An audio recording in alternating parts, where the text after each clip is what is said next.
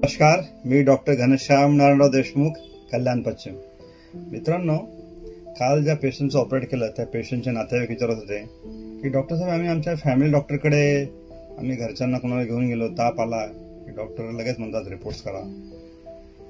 तर सगळ्या रुग्णांना नम्र विनंती आहे की जर तुमचे फॅमिली डॉक्टर म्हणत असतील की रिपोर्ट करा, रिपोर्टची गरज आहे, तर रिपोर्ट्स केले पाहिजेत. कारण रिपोर्ट्स करण्यामागचा उद्देश काय असतो की रिपोर्ट्स केल्यानंतर, तपासणी केल्यानंतर तुमच्या रोगाचे निदान होते. जसे की सध्या आता पावसाळा चालू आहे आणि पावसाळा चालू असल्यामुळे मुंबई, ठाणे, डोंबिवली, कल्याण, बदलापूर या भागामध्ये मलेरिया आणि डेंग्यू फिवरचे पेशंट प्रचंड प्रमाणात वाढलेले आहेत. तर सांगायचा मुद्दा काय की जेव्हा तुम्ही तुमच्या फॅमिली डॉक्टरकडे जाता, तुमच्या घरच्या कुठल्याही व्यक्तीला ताप आला असेल, थंडी ताप आला असेल आणि डॉक्टरांना असं वाटत असेल की याला मलेरिया नाही ना, डेंग्यू नाही ना, किंवा याचे प्लेटलेट कमी झालेत का, पांढऱ्या पेशी WBC काउंट कमी झाला आहे का, हे बघण्यासाठी जर डॉक्टरांनी तुमची रक्तलघवी तपासणी सांगितली असेल तर तुम्ही आवर्जून करा.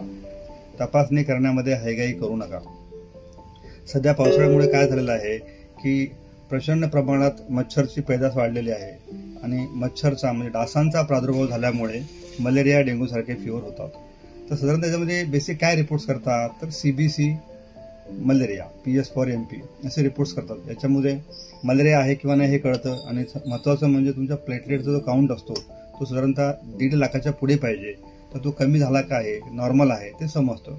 म्हणजे योग्य निदान, योग्य उपचार आणि वेळीच तुम्ही सावध होऊन आपल्या पेशंटचा बचाव करू शकता. त्यामुळे तपासणी करणं अत्यंत आवश्यक आहे. तपासणी केल्यानंतर तुमचा प्रिसाईज आणि परफेक्ट रोगाचे निदान होते, डायग्नोस होते आणि डॉक्टरांना पण उपचार करणं सोपं जातं. म्हणजे काही रुग्णांना उपडी लेवलला ट्रीटमेंट देता येते. तर फार परिस्थिती गंभीर असेल, प्लेटलेट खूप कमी असतील तर रुग्णांना ॲडमिटसुद्धा करायला लागतं. म्हणून तपासणी करणं अत्यंत आवश्यक आहे. तुमचे फॅमिली डॉक्टर जर सांगत असेल तपासणी करा तर तुम्ही अवश्य तपासणी करा. बऱ्याच वेळा असं वाटतं की थंडी ताप आहे, म्हणजे थंडी ताप काय येतो तर थंडी तापाचं कारण समजा थ्रोट इन्फेक्शन असेल तरी थंडी वाजून ताप येतो. लघवीमध्ये इन्फेक्शन असेल त्याला आपण UTI म्हणतो, युरिनरी ट्रॅक्ट इन्फेक्शन, तरी थंडी वाजून ताप येतो. किंवा रेअर केसेसमध्ये फिलेरियासिस असतं, एलिफेंटासिस म्हणतो, हत्तीपात, त्याच्यामध्ये पण थंडी ताप येतो. आणि महत्त्वाचं म्हणजे मलेरिया आणि डेंग्यू. तर कॉमनली मलेरिया आणि डेंग्यूचे सध्या रुग्ण वाढलेले आहेत. त्यामुळे तुम्ही स्वतः तुमच्या फॅमिली डॉक्टरांना रिक्वेस्ट करा की सर, मला 2 दिवसापासून ताप आहे किंवा 3 दिवसापासून ताप आहे किंवा कालपासून ताप आहे, थंडी वाजून ताप येत आहे. थंडी वाजून ताप येणं म्हणजे काय तर हिवताप म्हणजे काय, हिव वाजणं, थंडी वाजणं म्हणजे चिल्स विथ फिवर.